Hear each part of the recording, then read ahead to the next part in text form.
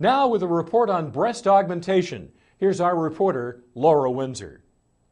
For women who desire a change from their present breast implants or are just considering breast augmentation, the newest silicone implants are very safe and have a more natural feel and appearance.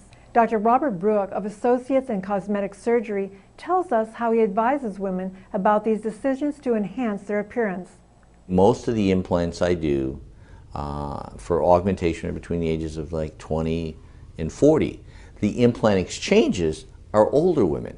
Maybe a woman had implants put up in Milwaukee, they retired down here, they're 50, 55 now, and she's had them in for 20 years, she wants them bigger, they're too hard, whatever. You do an exchange. And so you see the whole gamut. Dr. Brueck compares silicone versus saline implants. Basically, when a woman comes in for an implant exchange, primary augmentation, she has a choice between two implants, saline and silicone. For a long time, all we could offer women was saline because the FDA took silicone off the market. So now we're seeing more and more women coming in for an exchange from saline to silicone.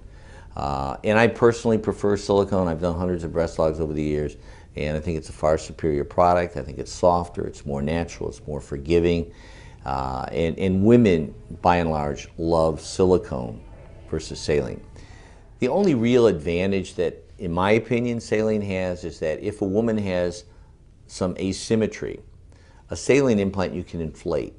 So you can put an extra 5 cc's, 20 cc's. You can't do that with silicone. In other words, you can't put a needle in the silicone implant and put in 20 cc's of silicone. Saline you can. But do I think that's a problem? No. Most silicone implants are coming in 25 cc increment. So you have a 300 cc implant, a 325, a 350. And I say to people, we might put a 300 in one, a 325. There may still be a little discrepancy, but it goes back to what I tell all my patients. In 32 years, having done hundreds, I've never met a woman who has perfectly symmetrical breasts, and you're not going to be one of those. So I make sure people understand that. But silicone is far superior. Do you know what's great about implants, doing breast augmentation, and that relates to silicone, is that that operation has now overtaken liposuction as the #1 cosmetic procedure. And I think one of the reasons it has such a high satisfaction rate, 95+%. In 32 years of doing breast augmentations, and again, I've done hundreds, I've never had one patient ever come in and regret having it done. It is the one thing that more women come in and say, I want to feel good about myself and how I look in clothes and how I feel. It goes back to our self-image. And of course, for men, like I said, it's hair. For women, it's the bust line. And you want to have a nice bust line. And I think one of the reasons I do a lot of augs is I want the breast to meet the woman's body shape.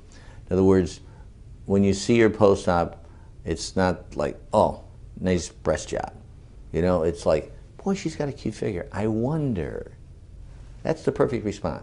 Cute figure, nice shape, looks good in a bikini, looks good, you know. And that's the kind of look that I try to give all my patients.